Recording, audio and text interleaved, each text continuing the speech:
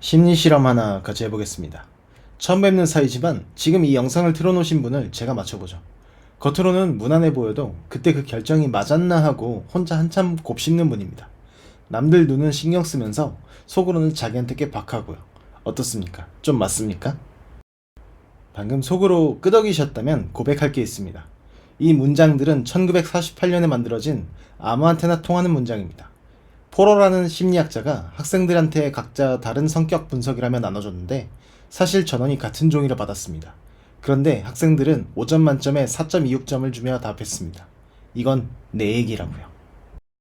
지금 나는 안 속았는데 하시는 분이 제일 위험합니다. 그 문장까지가 이 실험의 일부거든요. 그러니까 이건 설명이 아니라 진짜 실험입니다. 그리고 실험 대상은 지금 이걸 틀어놓은 당신이고요. 지금부터 저는 당신의 반응을 몇 번 맞춰볼 텐데 솔직히 제가 자꾸 맞히면 저도 좀 무섭습니다. 그건 그 반응이 당신 혼자만의 것이 아니라는 뜻이거든요. 첫 번째 예측입니다. 당신은 지금 속는 거야 그렇다 쳐도 최종 결정은 내가 하지 라고 생각하실 차례입니다. 안 하고 계셨다면 방금 이 문장을 듣고 하셨을 겁니다. 그런데 1983년 한 실험이 그 믿음에 금을 냅니다. 벤저민 리벳이라는 생리학자가 사람들 머리에 전극을 붙이고 내키는 순간 아무 때나 손가락을 들게 했습니다. 들어야지 하는 생각이 드는 순간을 시계로 기억하게 하면서요. 상식적인 순서는 내가 결정하고 뇌가 명령하고 손가락이 움직이는 겁니다. 결과는 거꾸로였습니다. 내가 결정했다고 느끼는 순간보다 0.3초 먼저 뇌는 이미 준비 신호를 띄우고 있었습니다. 결정이 결제가 아니라 통보였다는 거죠. 일은 벌써 시작됐는데 알림이 늦게 도착하고 우리는 그 알림을 받으면서 내가 시킨 일이라고 느끼는 겁니다. 그리고 여기서 두 번째 예측입니다. 당신은 지금부터 1분 안에 안도하게 됩니다. 시간을 재실 수 있는 분은 재보세요. 이 실험은 40년 동안 자유의지 부정론의 간판이었습니다. 그런데 2012년에 슈르거라는 신경과학자가 그 준비 신호를 다시 들여다봤습니다. 결론부터 말씀드리면 그건 결정의 시작이 아닐 수 있습니다. 뇌는 가만히 있어도 활동이 파도처럼 출렁이는데 그 파도가 우연히 높아진 순간에 손가락이 올라갔을 뿐이라는 겁니다. 리벳이 본 건 결정이 아니라 그냥 그날 뇌의 날씨였을 수 있다는 거죠. 오해는 마세요. 이건 자유의지가 있다는 증명이 아닙니다. 리벳이 본 게 결정의 신호가 아니었을 수 있다는 것 뿐이에요. 40년짜리 간판이 통째로 흔들리는 겁니다. 그럼 결정은 대체 언제 어디서 일어나느냐? 이제 그걸 아무도 자신있게 말하지 못합니다. 더 파고들었더니 더 모르게 된 겁니다. 두 번째 예측은 어떻게 됐습니까? 안도하셨다면 그 안도는 1분 전에 예고된 안도입니다. 그럼 다음 사건을 보시면 어떻게 되실까요? 2000년에 미국에서 40살 교사가 체포됩니다. 20년을 멀쩡히 살았는데 어느 날부터 아동을 향한 충동을 누르지 못하게 된 겁니다. 검사해보니 내 앞쪽에 달걀만한 종양이 있었습니다. 종양을 떼니까 충동이 사라졌습니다.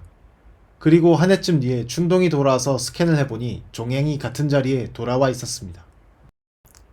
여기에 문이 두 개 있습니다. 마음속으로 하나만 열어보세요. 첫 번째 문, 그 충동은 그 사람의 것이었다. 두 번째 문, 그건 종양의 짓이었다. 첫 번째 문을 열면 종양을 떼자마자 충동이 사라진 게 설명이 안 됩니다. 그래서 두 번째 문을 열면 더 곤란한 게 기다리고 있습니다. 종양이 한 일은 결국 뇌를 바꿔놓은 것 뿐이거든요. 그런데 뇌를 바꾸는 게 종양만은 아닙니다. 유전자도, 호르몬도, 어젯밤에 못 잔 잠도, 오늘 아침에 마신 커피도 뇌를 바꿉니다. 그럼 종양은 봐주고 나머지는 전부 본인 책임이란 선을 어디에 긋습니까? 어느 문을 열어도 같은 방에 도착하는 겁니다. 이 사건에는 뇌파도 시계도 없습니다. 슈르거가 리벳을 100번 구해줘도 이 질문만큼은 그대로 남습니다. 여기서 잠깐 점검을 하겠습니다. 리벳에서 흔들렸다가 슈르거에서 안심했다가 방금 종양에서 다시 흔들렸을 수 있습니다. 그랬다면 그 바뀜은 누가 결정했습니까? 그 증거가 바뀌었다고요? 그 증거를 받아들일지 말지는 누가 정했는데요? 반대로 처음부터 한 번도 안 흔들리셨다면 그 흔들리지 않음은 본인이 정하신 겁니까? 혹시 지금 뒤로 가기나 그냥 꺼버릴까 하는 생각이 살짝 올라오신 분도 있을 겁니다.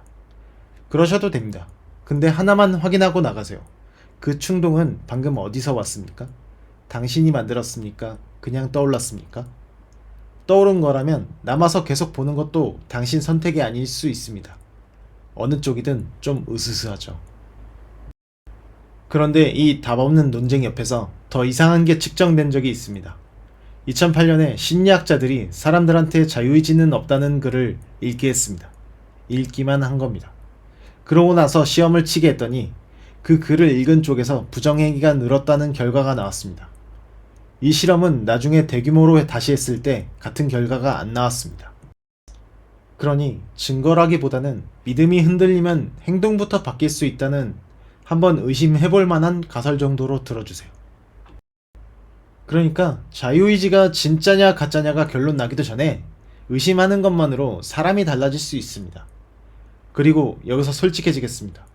지금 그 실험을 하고 있는 게 바로 이 영상입니다. 당신의 믿음 눈금은 이 영상을 켜기 전과 같은 자리에 있지 않습니다. 어느 쪽으로든 움직였고 그 움직임을 당신이 선택하지 않았습니다. 그래서 이 문제를 수십 년 판 어느 철학자는 이렇게까지 말합니다. 설령 환상이라도 깨트리면 안 된다. 사회가 그 환상 위에 서 있다. 진실을 찾는 게 직업인 사람이 이 진실만은 덮자고 하는 겁니다. 그 기준이라면 이 영상은 만들면 안 되는 영상이었겠죠. 근데 당신은 벌써 거의 다 봤습니다. 정리해드리고 싶은데 정리가 안 됩니다. 그게 이 주제의 정직한 상태입니다. 리벳은 틀렸을 수 있고 종양은 남아있습니다. 그런데 희망도 하나 남아있습니다. 그 준비 신호가 진짜 결정이었든 그냥 뇌의 출렁임이었든 그 다음에 손을 멈추는 건 또 다른 실험에서 따로 확인됐습니다. 움직임이 터지기 0.2초 전까지는 멈출 수 있고 그 0.2초 안으로 들어가면 그땐 못 멈춥니다. 리벳 본인도 이 거부만큼은 인간의 몫이라고 끝까지 믿었습니다. 시작할 자유는 없어도 거부할 자유는 남는 겁니다. 그래서 마지막 예측을 하겠습니다. 이 영상이 끝나면 당신은 3초 안에 다음 영상으로 넘어갈 겁니다. 알고리즘도 당신 뇌도 그쪽에 걸었습니다. 지금 그 예측이 살짝 거슬려서 한번 멈춰보고 싶어지셨다면 그 멈춤이 바로 거부권입니다. 오늘 보여드린 것 중에 아직 아무도 꺾지 못한 유일한 자유요. 그리고 사실 그 거부권을 당신은 오늘 이미 몇 번 썼습니다. 나갈 뻔한 순간마다 남는 쪽을 골랐으니까요. 오늘 밤 불 끄고 누우면 질문 하나가 찾아올 겁니다. 오늘 내가 정한 게 하나라도 있었나? 저도 이 영상을 만드는 내내 그 질문이 남았습니다. 답은 아직 없습니다. 다만 하나는 확실합니다. 당신은 적어도 끝까지 보기로 결정했습니다.